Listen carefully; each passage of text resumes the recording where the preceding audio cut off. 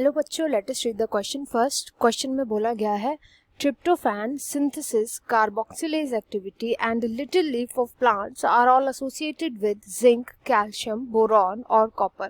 इन चारों में से किसके साथ एसोसिएटेड है ट्रिप्टोफैन का सिंथेसिस, कार्बोक्सिलेज की एक्टिविटी एंड लिटिल लीव्स जो प्लांट में प्रेजेंट होती हैं। तो इसके लिए की कॉन्सेप्ट हम यूज करेंगे वेरियस टाइप ऑफ मिनरल्स का, हमें पता होना चाहिए। वेरियस टाइप ऑफ मिनरल्स की स्टडी करेंगे जो कि प्लांट्स के अंदर यूजफुल होते हैं।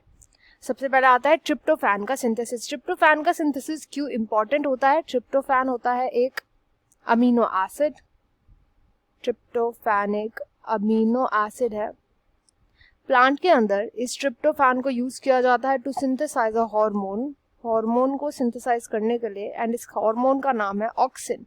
तो आपको पता ही होगा, बहुत ही इंपॉर्टेंट हार्मोन होता है, बहुत ज्यादा, जो कि मेनली यूजफुल होता है रूट की ग्रोथ के लिए। रूट को ग्रो करने में हेल्प करता है, सेल के डिवीजन में हेल्प करता है, सेल डिवीजन में हेल्प करता है, एटसेट्रा। तो ऑक्सिन के फॉर्मेशन के लिए ट्रिप्टोफैन का होना बहुत इंपॉर्टेंट होता है। एंड ट्रिप्टोफैन के सिंथेसिस के लिए हमें जिंक के आयंस चाहिए होते हैं, जिंक की जरूरत होती है। तो जिंक आ जाएगा इधर। नेक्स्ट आता है कार्बोक्सिलेज एंजाइम।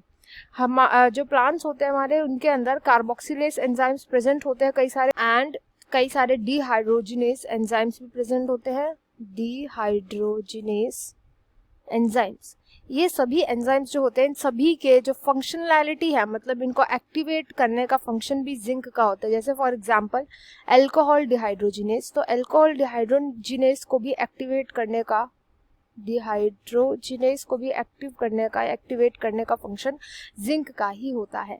नेक्स्ट आता है लिटिल लीफ ऑफ प्लांट्स। तो लिटिल लीफ ऑफ प्लांट्स, कई सारे ऐसे प्लांट होते हैं जिनका लीफ का जो साइज है वो बहुत ही रिड्यूस हो जाता है, या फिर लीफ के अंदर रोजेट स्ट्रक्चर देखने को मिलते हैं।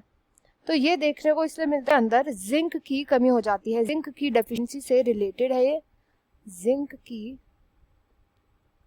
जब डेफिशिएंसी हो जाती है, इस वजह से देखने को मिल सकता है। तो जिंक की डेफिशिएंसी से रिलेटेड होता है ये, इसलिए यहाँ पर भी जिंक इन्वॉल्व है। तो इस क्वेश्चन का राइट आंसर हो जाएगा ऑप्शन 1 जिंक। वेयर एज बाकी ऑप्शंस को भी डिस्कस करते हैं। सेकंड में बोला गया है बोरॉन। बोरॉन का मेनली यूज किया जाता है रिप्रोडक्टिव ग्रोथ के टाइम पे, जैसे कि जब रिप्रोडक्टिव ग्रोथ के टाइम पर, जैसे कि जब प्लांट के अंदर पॉलिनेशन के बाद पॉलन ट्यूब का फॉर्मेशन होना होता है, तो पॉलन ट्यूब के फॉर्मेशन के लिए बोरॉन को यूज करते हैं। सीड, फ्रूट, इन सब के फॉर्मेशन में बोरॉन का यूज किया जाता है।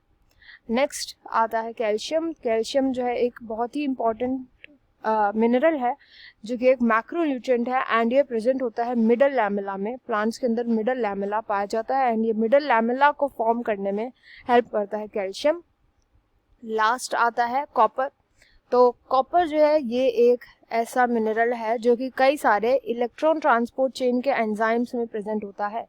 इलेक्ट्रॉन ट्रांसपोर्ट चेन के एंजाइम्स में प्रेजेंट होता है, उन्हें एक्टिवेट करने में हेल्प करता है।